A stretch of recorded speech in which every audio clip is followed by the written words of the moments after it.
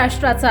नमस्कार, मी गौरी, संध्या लाईव्ह मध्ये आपलं सगळ्यांचं स्वागत। जुन्नर पोलीस स्टेशनच्या हद्दीत सावरगाव येथे राहणाऱ्या कल्पना बाजीराव राजगुरू वय वर्ष 62 या दुपारच्या वेळी घरी असताना एका अज्ञात व्यक्तीनं त्यांच्यावर हल्ला करून त्यांच्या गळ्यातील सोन्याचे मंगळसूत्र हिसकावून नेले होते। तसेच त्यांना जबर मारहाण करून त्यांच्या तोंडात दगड दाबून 4 दात पाडले होते। त्यावरून जुन्नर पोलीस स्टेशन येथे गुन्हा दाखल केला होता। या वयोवृद्ध महिलेसोबत झालेल्या घटनेचं गांभीर्य लक्षात घेत पुणे ग्रामीणचे पोलीस अधीक्षक संदीप सिंह गिल यांनी सदर गुन्ह्याचा लवकरात लवकर तपास करून आरोपींना अटक करण्याच्या सूचना स्थानिक गुन्हे शाखेच्या पथकाला दिल्या होत्या। सदर गुन्ह्याचा स्थानिक गुन्हे शाखेमार्फत समांतर तपास करत असताना सावरगाव जुन्नर येथील घटनास्थळाच्या आजूबाजूला सीसीटीव्ही फुटेज चेक केलं असता एक संशयित इसम मोटरसायकलवर जाताना दिसून आला।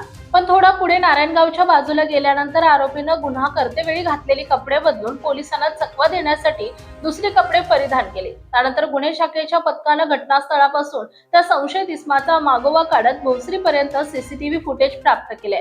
आलेले सीसीटीव्ही फुटेजच्या आधारे संशयित इसमाचे तसेच गाडीची गोपनीय बातमीदारामार्फत माहिती घेतली असता सदर संशयित इसम हा रवींद्र गणपत राजगुरू वय 54 सध्या राहणार भोसरी पिंपरी चिंचवड, मूळ राहणार सावरगाव, तालुका जुन्नर, जिल्हा पुणे येथील असल्याचं समजलं। दिनांक 28 एप्रिल 2026 रोजी संशयित इसम हा घोडेगाव फाटा जुन्नर येथे येणार असल्याची गोपनीय बातमीदारामार्फत माहिती समजल्यानं सदर ठिकाणी सापळा लावून संशयित इसमास गुन्हे शाखेच्या पथकानं ताब्यात घेऊन त्याचा नाव पत्ता विचारला असता त्यानं त्याचं नाव रवींद्र गणपत राजगुरू वय वर्ष 54 राहणार अक्षयनगर भोसरी पिंपरी चिंचवड, मूळ राहणार सावरगाव, तालुका जुन्नर, जिल्हा पुणे असं सांगितले। पुढील तपास police sub inspector Raghunath Shinde करीत आहेत।